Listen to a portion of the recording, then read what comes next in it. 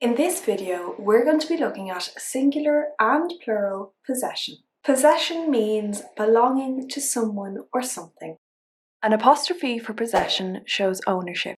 A possessive apostrophe is a small punctuation mark placed after a noun to show ownership.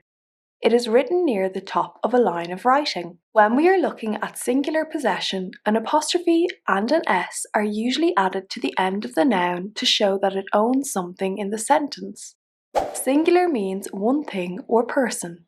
For example, the mermaid's tail was sparkly. The tail belongs to the mermaid. Captain Hook's hat has feathers. The hat belongs to Captain Hook. Plural means more than one person or thing. You might want to use an apostrophe to show that a plural noun owns something in the sentence. For plural possession, if the noun already ends in an S, another S is not usually added and the apostrophe is placed after it. For example, the pupils' lunches were tasty. The lunches belonged to several pupils. The gnomes' hats were red. The hats belong to the gnomes and there are more than one of them. If the word is already plural, such as mice, women, people, the apostrophe is placed after the noun and an S is added. The children's puppet show was funny. The geese's feathers were brown, white and grey. This handy flowchart can help you decide where you need to put your apostrophe if the noun is singular or plural. Pause the video to take a look at it closely. Let's have a look at the first question. Tick one box in each row to show whether the apostrophe has been used for singular or plural possession.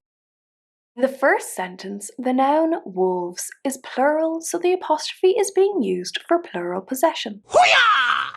In the second sentence, an apostrophe and an S have been added to a singular noun, cat. Therefore, the apostrophe is used for singular possession. Hoo-yah! In the third sentence, the noun mice is plural. The apostrophe has been used for plural possession. Hoo-yah! In the fourth sentence, the noun girl is singular, so the apostrophe has been used for singular possession. Hoo-yah! Well done if you got those right. In this next question, you're being asked to tick one box in each row to show if the statement about the apostrophe is true or false. Pause the video and press play when you have an answer. How did you get on? In sentence 1, the noun boy is singular, so it's false. Hoo-yah! The noun sister is also singular in the second sentence, so the answer is true. Hoo-yah! In sentence 3, the noun flowers is plural and the apostrophe has been placed after the S. The answer is true. Hoo-yah! In the fourth sentence, the plural noun puppies has been used, so the answer is false. Hoo-yah! Well done if you got those right. For our final question, you are being asked to explain how the position of the apostrophe changes the meaning of the sentences. You may wish to write your answer down on a whiteboard or piece of paper, or you may just wish to say your answer out loud. Pause the video now and hit play when you're ready. Do you have an answer? Great!